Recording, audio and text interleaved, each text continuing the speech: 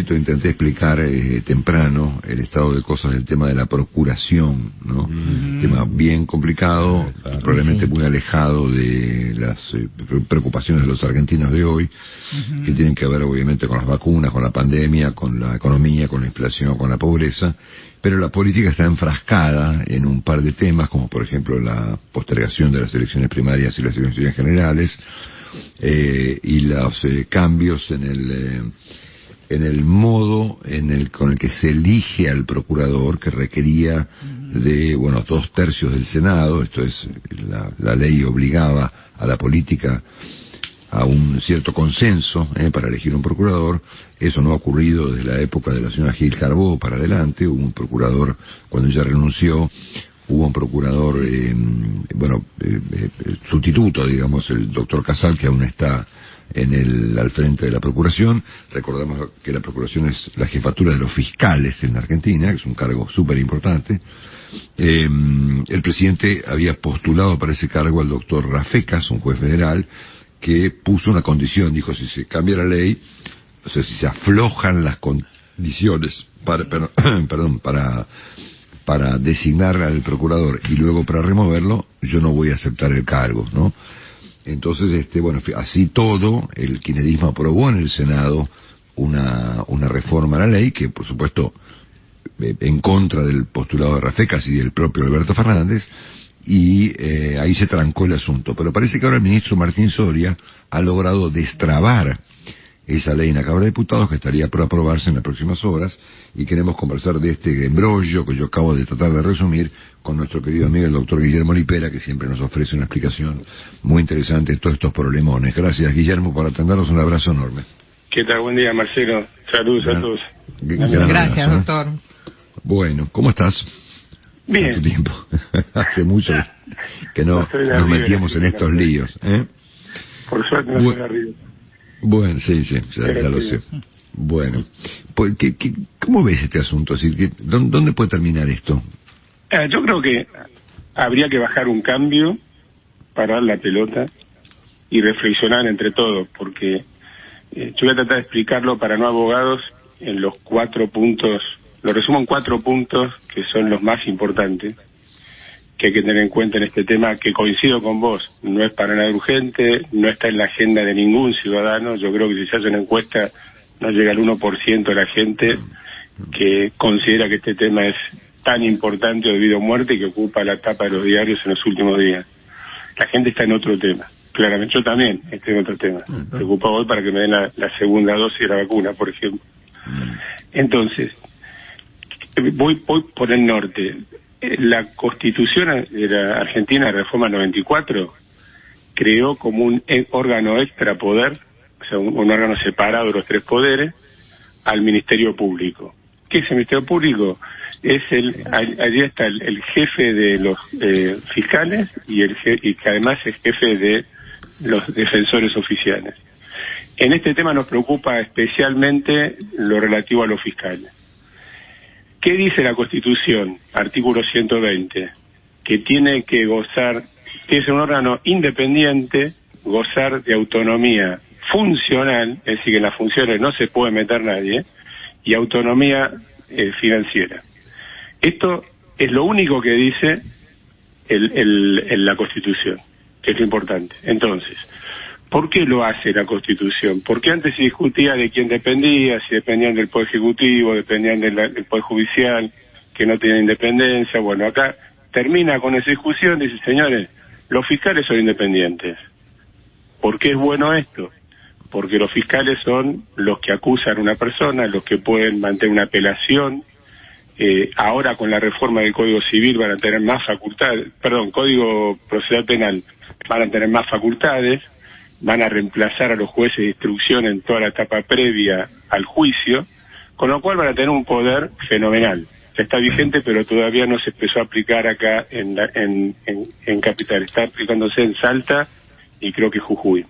Entonces, ese es el norte. Toda modificación que se quiera hacer de la ley de procuración, que es una ley que regula este tema, tiene que ser para fortalecer la independencia. Toda ley que quiera regular este artículo 120, que perjudique o debilite la independencia de los fiscales es inconstitucional. No le demos vuelta. El norte es como yo dijera, mira, quiero ir a Mar del Plata, si va por la ruta 8, está yendo para otro lado, no está yendo a Mar del Plata. Entonces, esto lo digo como una guía para el oyente. ¿Qué es lo que está pasando? En su momento se reguló esta ley y se exigió que para prestar acuerdo al candidato propuesto por el Poder Ejecutivo, el Senado tenía que aprobarlo con las 2/3 partes de los votos, ¿no? De los miembros, 2/3 partes de los miembros. ¿Qué pasa? Ahora, en este proyecto de ley se intenta modificar, como vos lo dijiste, la mayoría esta agravada por una mayoría absoluta, es decir, más de la mitad, pero son menos votos que los exigidos por la ley actual. Son una aprobación más sencilla que no requiere eventualmente del consenso de las fuerzas políticas. Exacto, claro, por eso aleja del tema de independencia, porque cuando vos con un solo bloque no tenés los votos suficientes para dar de acuerdo al candidato propuesto por Ejecutivo, necesariamente te sentís obligado a negociar con la oposición, y esto además genera elevar la vara a la hora de proponer el candidato, porque tenés que elegir un candidato que tenga antecedentes, que generen una confianza tal que hagan que la oposición diga, bueno, este candidato realmente me da garantías de independencia. Al quitar reducir la cantidad de votos, y de hecho en este caso ahora, por ejemplo, podría la mayoría del Senado sola tener con la mayoría absoluta elegir un candidato, perdemos esa ventaja que nos daba la ley anterior, de que decimos, bueno, viene con el consenso también de la oposición. Entonces, de hecho, nunca, jamás, nadie tuvo las 2/3 partes de los votos en el Senado para dar acuerdo a un candidato. Eso es lo importante de este punto. Al reducirlo directamente, quedamos en las manos de la mayoría de turno en el Senado, en un solo bloque, y eso obviamente que genera una cantidad de incertidumbre y es muy difícil de confiar en alguien que viene designado o aprobado solo por una facción de la política. Ese es el primer punto de los que estamos tocando. Hay un segundo punto que también afecta a la independencia, que es el relativo al tribunal de enjuiciamiento.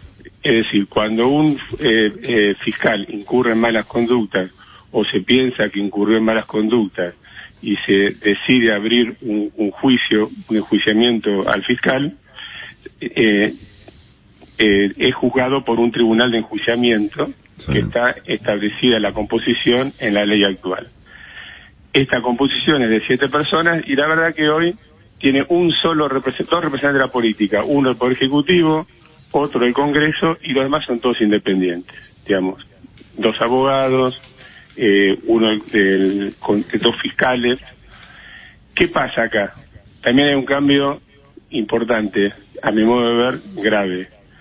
Se modifica la composición y se politiza la integración del tribunal de enjuiciamiento, porque en lugar de un legislador van a entrar 2 legisladores más.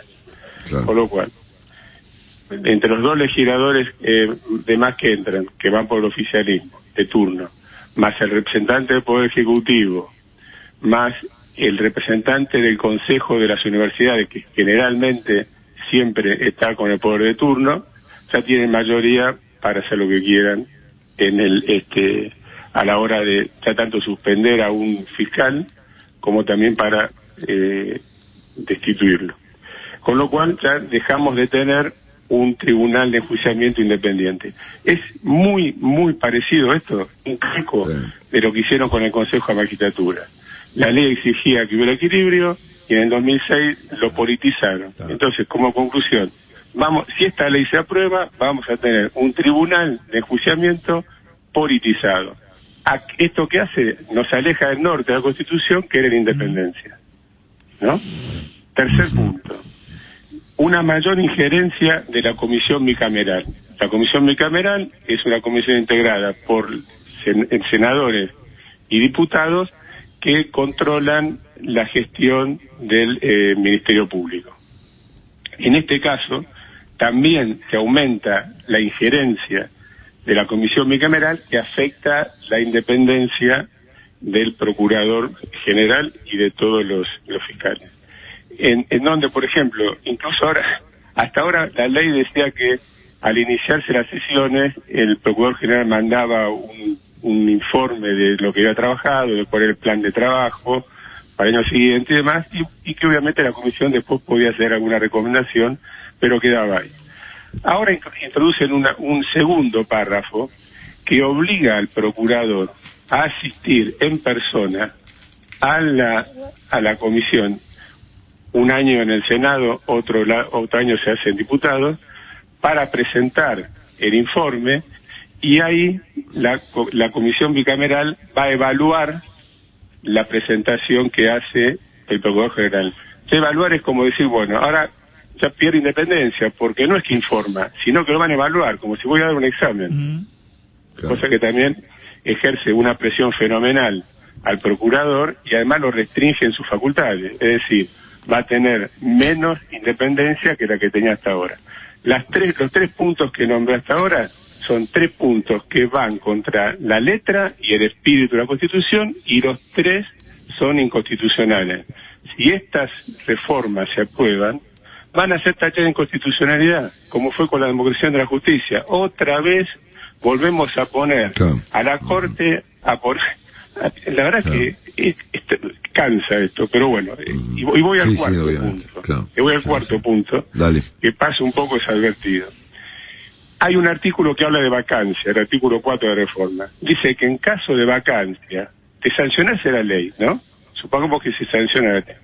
En caso de vacancia, dice, hasta que se elija nuevo procurador, la Comisión Bicameral puede nombrar un procurador interino. ¿Esto qué significa? Chau Casal.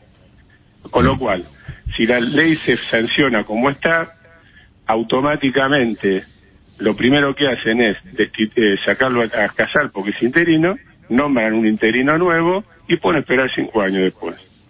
Entonces, la Constitución dice, tengamos un Ministerio Público independiente, y esta ley lo que hace es lo hace absolutamente dependiente del poder de turno, de este o de cualquier otro.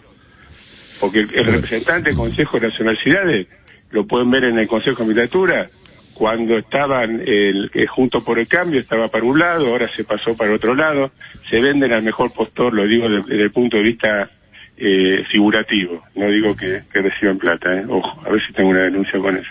Con lo cual, no es bueno, genera mucha incertidumbre. Empecé diciendo que bajen un cambio, no es indispensable, no se le va la vida a nadie con esta reforma, si sale ahora o sale después. Que se calmen la política, que empiecen a negociar, que no termine llevando todo a la Corte. Tenemos el tema de la facultad delegada, tenemos 70 temas, el tema de la coparticipación, ahora el tema de los fiscales. Y la verdad es que la gente necesita tener trabajo, la gente necesita tener vacunas y necesita vivir en paz. No podemos estar perdiendo el tiempo con esto. Sin duda. Si nos permitís, Guillermo, en la semana, que va a ser un tema, obviamente, esto cada día lo seguimos mirando juntos. Bueno, espero haber sido claro. Y saludos. Sí, clarísimo. A mí lo que me da... Yo después, más tarde, voy a hacer mi traducción de lo que vos dijiste, pero corre por mi cuenta. Dale, ahora. Saludos. Un abrazo. El doctor Guillermo Lipera con nosotros. Un abrazo, doctor. Un abrazo, doctor. Marcelo, echa la ley, echa la trampa, y en la Argentina echa la trampa, echa la ley. Mira. Una pregunta para el doctor Tramoya. ¿Qué dice, Longobardi? ¿Cómo le va? Hola. ¿Cómo le va? ¿Cómo está, Longobardi? Va a haber que conseguir un procurador sustituto, ¿no? Porque el doctor Rafeca no va a aceptar, a Casal lo van a echar. Así es. Y va a hacer falta un jefe de los fiscales, ¿no? Alguien con trayectoria, con independencia, con niveles altos de transparencia personal.